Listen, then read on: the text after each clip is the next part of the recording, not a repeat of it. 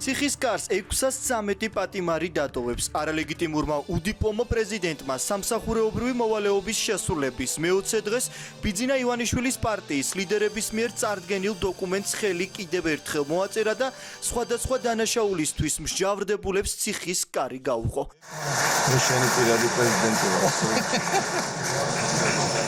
ოლიგარქის უდიპლომო პრეზიდენტი, რომლის ლეგიტიმაციას ეჭქვეს აყენებს საერთაშორისო პარტნიორების დიდი ნაწილი.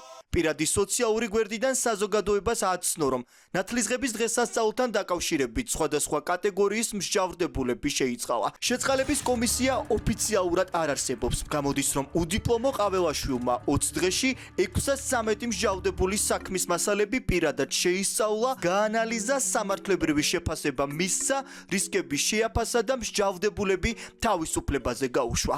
უფლებადამცველები ამტკიცებენ, რომ მასშტაბური რაოდენობით მსჯავრდებულების შეწყალება აჩენს განცდას, რომ ეს ექსკლუზიური უფლება ყაველაშვილმა მხოლოდ ვიწრო პარტიულ ინტერესებს მოარგო. რა თქმა უნდა, შეწყალება არის მექანიზმი იმით, რითაც შეიძლება პატიმრების რაოდენობა შეამცირო, მაგრამ ამ შემთხვევაში ჩვენ არ ვიცით რა კატეგორიის პატიმრები იქნება გათავისუფლებული. ამასთან დაკავშირებით არ მოგვისმენია დეტალური ინფორმაცია. ყაველაშვილს დე-ფაქტო პრეზიდენტს არ ყავს არც რამე თავისი დე-ფაქტო კომისია, რომელიც რაღაცა კრიტერიუმების საფუძველზე მიიღებდა, რაღაც შეაფასებდა. ალბათ ამ ეთანხმებით, რომ 600 ფაილის წაკითხვა რთული იქნება. ჩვენ ამ მასშტაბის შეწყალება აქამდე არასოდეს გვინახავს. მიუხედავად იმისა, რომ შეწყალება თავისი არსით არის ჰუმანური აქტი, ძალიან მნიშვნელოვანია, რომ ის ანალიზს და ქვეყანაში არსებულ კრიმინოგენურ მდგომარეობას ეფუძნებოდეს, რომ ამას არ ქონდეს თვითნებური ხასიათი. ამიტომაც ძალიან მნიშვნელოვანია იმის დაზუსტება, თუ რა გარემოებებზე დაყრდნობით, რა გარემოებების მხედველობაში მიიღო გადაწყვეტილება ყაველაშვილმა ამდენი ადამიანის შეწყალებასთან დაკავშირებით და ხომ არ წარმოადგენს ეს საფრთხე საზოგადოებისთვის. ოპოზიციის ნაწილი ამბობს, რომ ყაველაშვილმა ციხიდან ის კრიმინალები გაუშვა, რომლებზეც თანხმობა სუსმა გასცა.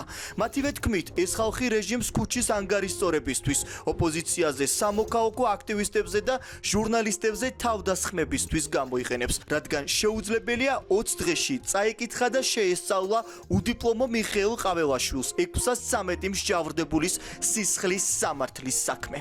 მე მგონი არავის არ ჯერა ხა რომ საქმეები გაიარა ყაველაშვილმა და სამართლებრივი ანალიზი გააკეთა უნდა გამოეშოვინა რა. ცხადია ეს არის წინასაარჩევნო დაპირების შესრულება, რომელიც მათ ქონათ გაცემული, ეს ხალხი ეხმარებოდა მათ წინასაარჩევნოდ ხების მობილიზებაში, ეგრეთ წოდებული ქუჩის ხების მობილიზებაში და ეხლა სამაგეროდ რაღაცა გაისტუმრეს. ვალი ქონდათ და გაისტუმრეს და გააკეთებდნენ ყაველაშვილს.